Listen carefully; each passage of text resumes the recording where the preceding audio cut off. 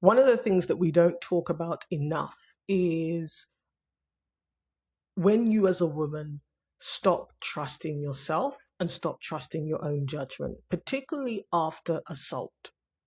And I wanted to talk about this because right now there's a lot of discourse online around some very high profile assault cases. And I find it really interesting that, there are a number of, and these are types of media, right? Podcasts in particular, people who have platforms on various social media platforms who are talking very openly about assault cases, alleged assault cases. Some of them have even gone so far as to dedicate entire episodes to breaking down court evidence and events, okay? And are very invested, of course, in making sure that men are not falsely accused of rape, and they are, being very vocal about the way it can ruin a man's life if he is falsely accused. And just as a side note, I find it very fascinating that certain groups of men have ultimate trust in the legal system when it comes to women who are accusing men of assault. And yet this is the same legal system they don't trust when it comes to other legal matters, right? And it's always very funny to me, especially when you see men who have had run-ins with the law themselves. They have committed crimes and broken the law themselves in their previous lives, and they will talk about the fact that they were not found guilty when they had in fact committed the crime in question. They'll talk about how they and their lawyer, for example, strategized the case so that they were not found to be guilty. And yet whenever we see assault being discussed, especially when a woman has made the allegation, suddenly men trust the legal system completely. When we all know that there is a difference between how the legal system works and truth and justice. But that's just a side note. But what I have observed is that this kind of vocal conversation about assault, on one hand, I guess is good. It can raise awareness. I see so many more people talking about things like consent, coercion, and talking about assault itself. Because the truth is, for eons of time, it was something that we denied as a society was even happening, particularly when women said that they were experiencing or had experienced assault, harassment, coercion, rape, etc. So on one hand, it is a good thing that there is more mainstream and distributed conversation around assault. But on the other hand, what I have observed, especially when you look at the comments and then you look at some of the experiences that, women might be sharing online, is that it can be re-traumatizing. Because what you see in the comments quite often is people from all over the world, all genders, some of them hiding behind, bot accounts or troll accounts, essentially questioning the judgment of women who are making accusations or who have made an allegation, or women who come out and share their experiences openly. And I have talked in the past, I've done another video about some of the injuries, the ongoing injuries that one can experience after being assaulted. And one of the ones that I listed in that video was the identity injury. And I've received so many emails from people who watched that video, who listened to that episode, who said, thank you so much for talking about it, because I didn't have words for it before in terms of the way I was impacted on an identity level. Because we often talk about things like PTSD, shame, anxiety, some of those things that commonly, survivors may reference, that they are having to deal with on an ongoing basis after being assaulted. But I don't think we talk nearly enough about what I believe is one of the deepest injuries, and that is the theft of your self-authority. Again, people not trusting you, and you not being able to trust your own judgment and your own lived reality as related to that assault. And it has ripple effects that I really want to talk about in this video today, because I do think, looking on as somebody who's done the healing and recovery myself, I can understand why people are feeling very tender, fragile, and re-traumatized by seeing a lot of the commentary, which sometimes, quite frankly, is rather callous. It's very casual. And we make no bones about it. We do live in a society where we really do not care very much, actually, about certain types of crimes, particularly of a sexual nature, when they are committed against women and children. We actually don't care. That's the truth of the matter. And I know it can be really, really harsh to hear it said in that way. And quite often, if you are a survivor, if you feel alone and isolated, particularly mentally and psychologically, that's not in your imagination. The truth of the matter is it is a very lonely road when it comes to healing and recovery.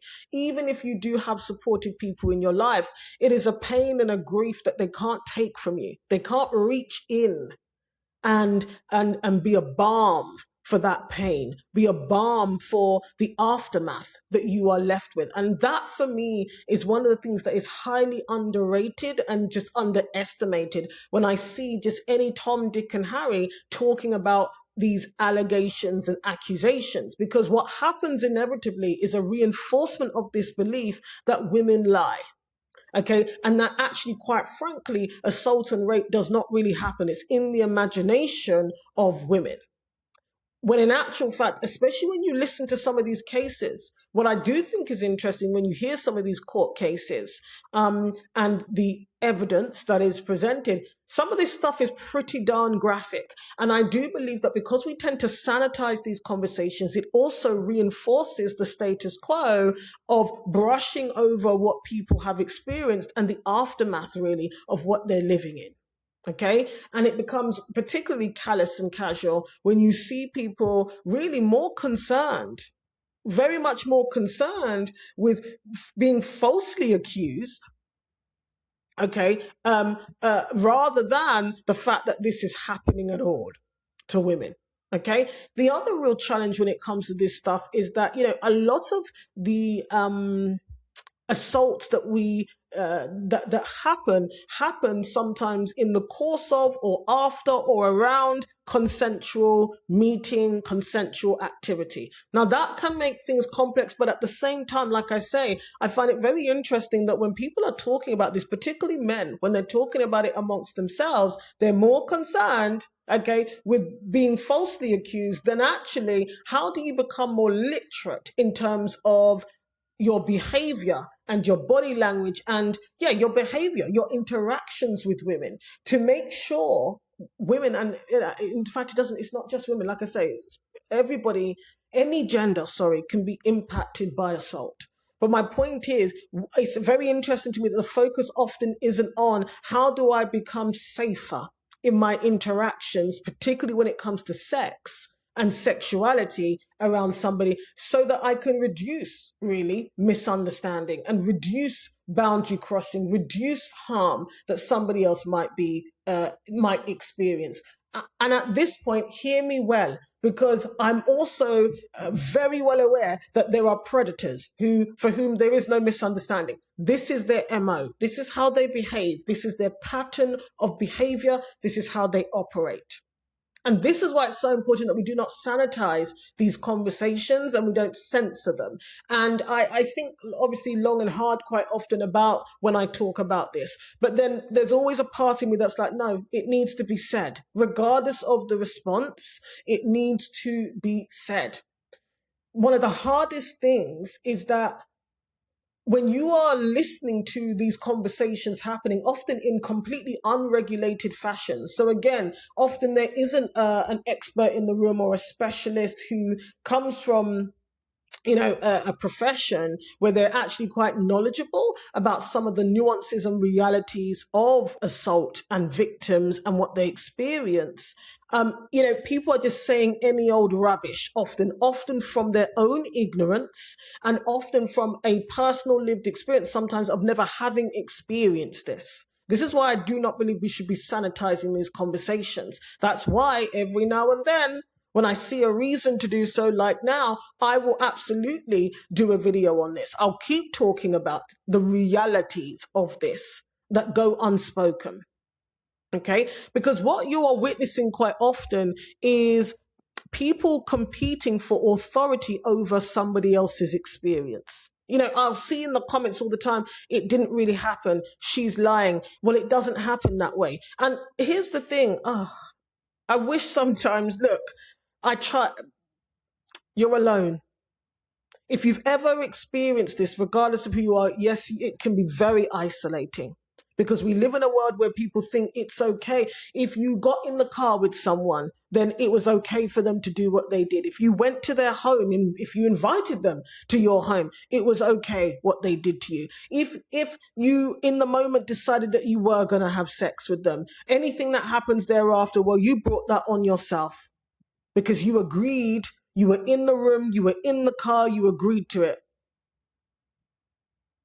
You know, part of the problem that we have is that because it's so common for certain sexual acts, and I'll be doing a different video on this, it's so common for certain sexual acts that people literally think they can do this stuff with people they've just met.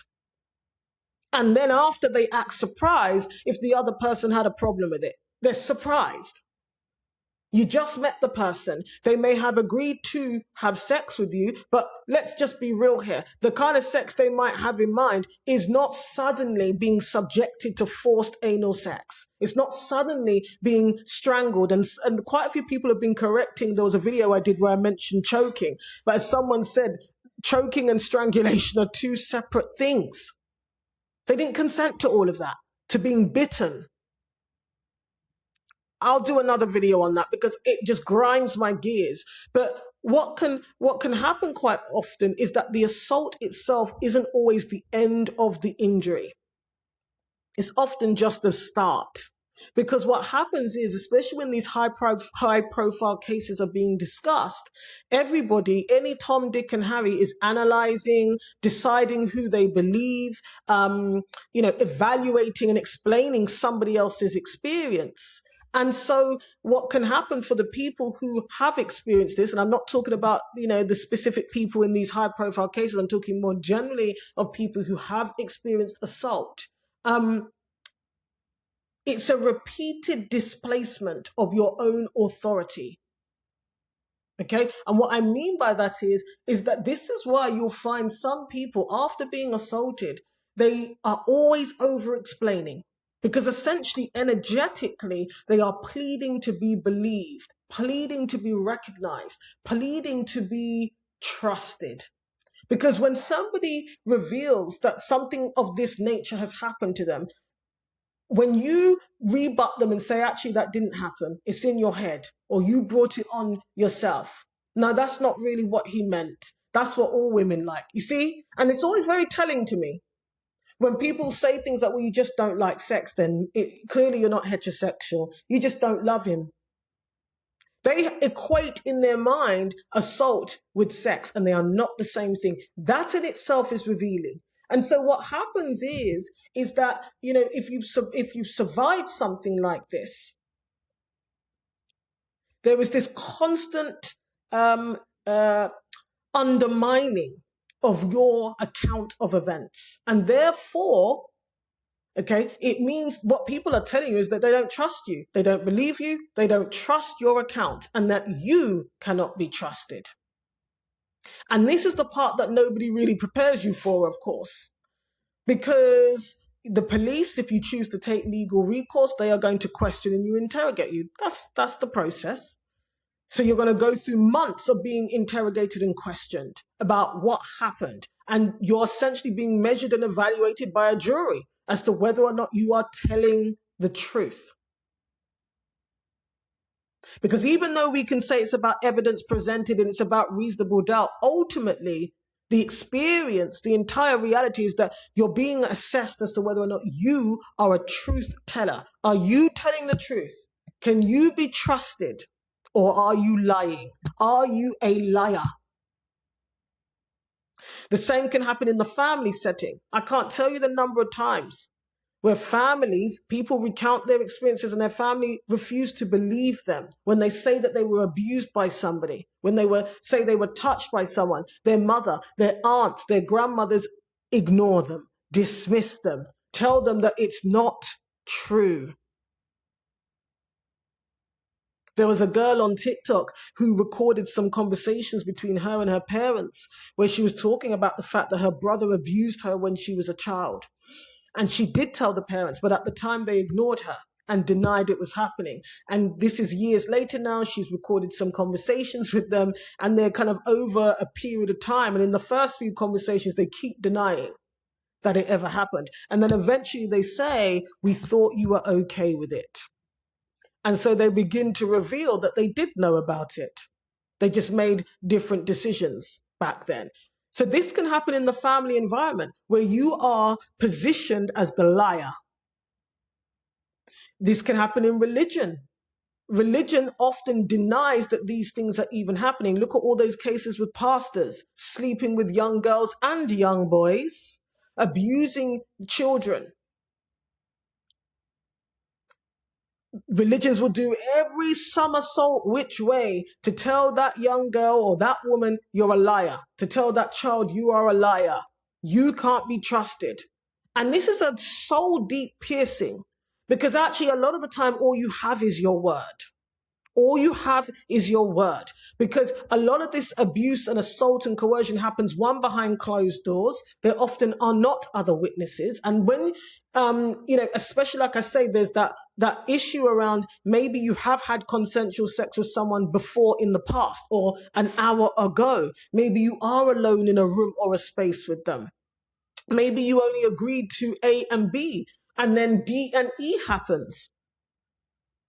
And so what happens is all you've got is your word. And that is being ignored and denied and questioned. All you've got is your word 9 times out of 10. That's all you've got. And so when you are constantly experiencing people telling you that you are a liar, it has a deep impact on the way you see yourself, one, and then how much you can trust yourself. And so that self-authority piece is being eroded. Bit by bit, it's being eroded. And as I say, if you put on top of that the internet, social media, broader media, always questioning, everybody has an opinion. Everybody becomes an interpreter, a mind reader. So what do you think will happen when enough people start telling you that what happened to you didn't happen, or telling you that something else happened? Of course it starts affecting you. Now, one of the areas that is so highly underrated here for consideration is the impact it has on your professional experience, like literally. And I talked about this because actually, for me personally, my job is advising CEOs, C-suites, boards, leadership teams. I've been doing that now for nearly 10 years. Okay, my work has always been in strategy and consultation, creating strategies. And over the years, a lot of my work has involved me creating original frameworks and IP, is involved a lot of data analysis and coming up with strategies for organizations. And one of the things that I've been known for is my report writing. So, I mean, you may have come across me. I create frameworks because that's the way my brain thinks. And so a lot of the time when I'm doing these larger engagements with my clients, there is report writing involved. And I have a methodology that I follow to produce those reports. And I'm known for it to the extent that when my clients receive the report, even if they've received it via somebody else, they're like, that's Ashanti. That's her signature all over it. And I enjoyed doing it. Now, I did enjoy doing it, but there was a period of time where I didn't enjoy doing it. And I'm going to tell you, there's a reason why. Because what happened is after my assault, I became doubtful, unsure of my own judgment. And this is a very dangerous place to be as an adult human being, as a professional, as a woman, when you don't trust your own judgment. Because when you are in high stakes professions, when you are being relied upon, okay, and this can affect you. I mean, I'm talking about in the professional realm, but if you're a mother, imagine being a surgeon or whatever, when you can't trust your own judgment anymore because you've been in a situation where one, you didn't predict something was about to happen. Maybe somebody did manipulate you. They caught you off guard, right? And now on a day-to-day basis, your job requires what? Your judgment. That's what your clients or your customers or your patients, whoever it might be, your colleagues are paying you for. That's why they come to you. It's your judgment. And when you've experienced the assault first, and then you've gone through periods of time of layer upon layer of these external people questioning your judgment, it affects you. And so what was happening for a period of time, I would say, is that I would start procrastinating with report writing. I would obsess over the reports. Every detail, every data source, I would make sure it's verified. I'd go back over and check. I would not reach any conclusions, give any advice, any recommendations, any insight unless I was 100% sure about the data, having data, double checking. And it meant that I remember one year, it happened about 2 or 3 times, my reports were submitted late, and that's not like me. I'd have to ask for an extension. And then I would get very, very anxious about handing the report in, because obviously the stakes are usually quite high. We're talking 6-figure engagements. And it's interesting, actually, anytime I'd hand the report in, again, and it's very interesting that the feedback wasn't just necessarily about it was about often the structure. And I write reports so that they can be shared anywhere, because the truth is, when you hand these kind of things in, when you're doing this kind of work, those reports are shared publicly. Sometimes they're shared with investors, they're shared with board members. You don't know what stakeholders that report is going in front of. And so I write it with that knowledge. That's why I have to be able to stand by every single recommendation in that report. And I would be able to speak to it any time of day, in any forum. And so I became a perfectionist. Now, in my head, I thought it was perfectionism, but it wasn't. The root of this was that I could no longer trust my own judgment. And for someone like me, like I said, it pierced my soul, because all I have is my word. That's all I had, right? And then equally in my professional life, this is my gift. Teaching, original framework creation, strategic thinking when I'm working with my corporate clients, and being able to influence and navigate senior stakeholders. That's my gift. They're paying me for my judgment. And that judgment, when you built it over years, is almost intangible. It's almost intangible.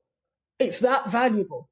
And so what people don't realize is that after assault, it's not just the original violation. A lot of the time, there's this theft of your self-authority, because the original perpetrator decided what they were going to do to you. They decided what was going to happen. They decided on how they were going to access you, your body, how they were going to violate you. You don't often get a choice in that.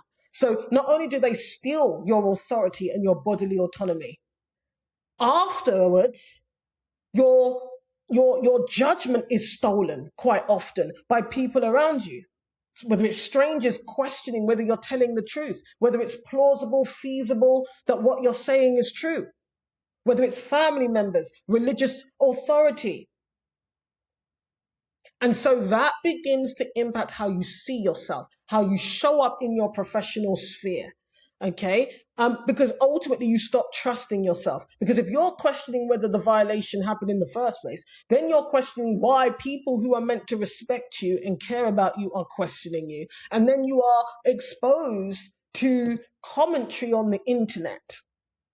And what people don't realize is how common it is to experience assault.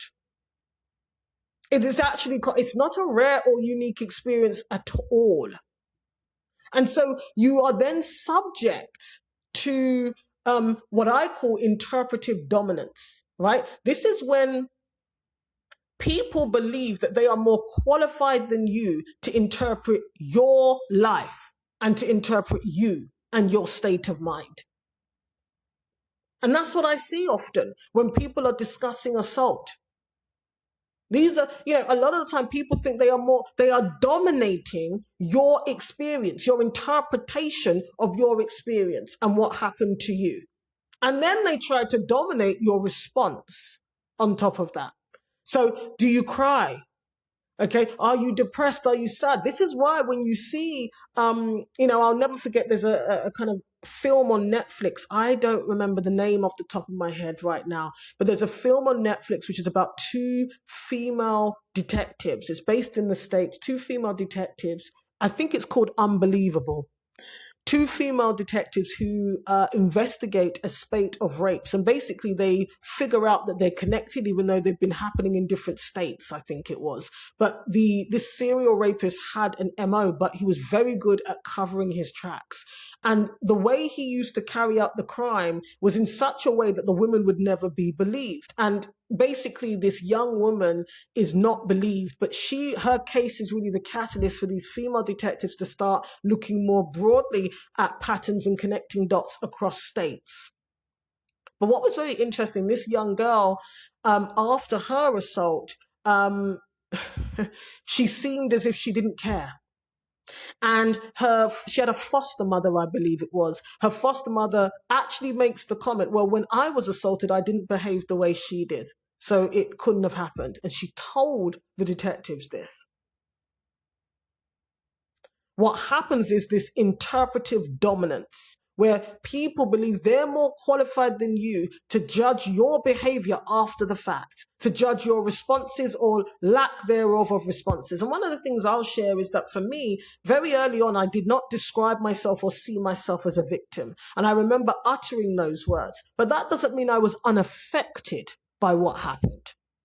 But it's crazy to me that people don't understand this. And this is what happens often when uneducated, illiterate people, ignorant people come into the picture here. Because quite often they don't know, they have no knowledge or experience. And so they make statements as if these statements are true. And then they tell you that they know better than you. Right? And so we have to remember that often when you experience assault, it does steal your agency, okay? But actually, along the way, unless you, depending on how healing and recovery happens for you, there is this repeated surrendering of authority, of self-trust and judgment, your judgment, okay? Now, I want to say at this point is that this can happen after all types of abuse: spiritual abuse, domestic abuse, coercive control, emotional abuse, leaving high control religions and cults. Anywhere someone slowly is convinced, okay, that actually you're a liar, you can't be trusted, your account of events are not true, they're not reliable, they're not credible. Any scenario in which somebody else or a system of power repeatedly tells you that they know the reality better than you do. This can happen. It's not just after sexual assault. And so it's very important to remember that in your healing and recovery, it's not about you convincing everybody else that you are being truthful. This is the thing that, you see, when I talk about authority and being unpunishable, it's about relocating that authority. You have to move away from energetically pleading with people, begging people, even silently and subconsciously, to believe you, right? From begging to be trusted again. You have to do that work. And that's why I said it is lonely, it's isolating. It can be, because it's another wave of energy you have to conjure, and you will know when you have the capacity and bandwidth to do this. But you have to move away from energetically pleading and begging and wanting to be understood, believed, and trusted. You have to do that work yourself to get to that place where you relocate that authority in yourself over the original violation and your experience of it, but also the way, as I say, it can bleed into how you show up professionally and how you show up on an identity level. Now, I've actually written about this on a deeper level on Substack, so pop on over to Substack if you're interested in seeing and reading the essay, because there was no way I could cover it all in this particular recording. And if you've been listening and you do recognize the areas in which you don't trust yourself, you're doubtful of your own judgment and the way it might be showing up in other domains in your life, I would encourage you to download the Invisible Contract Workbook Audit or Audit Workbook, because it will help you to look through in a private way the beliefs about your judgment, about your authority and your right to trust yourself. You can start to review those privately and think about, how that's really impacting you, especially in a day and age, like I said, we're on social media now. There's a lot more conversation about it. Some cases are more high profile, and you might be exposed essentially to this kind of en masse questioning of survivors and their judgment and whether or not they are truthful about their experiences.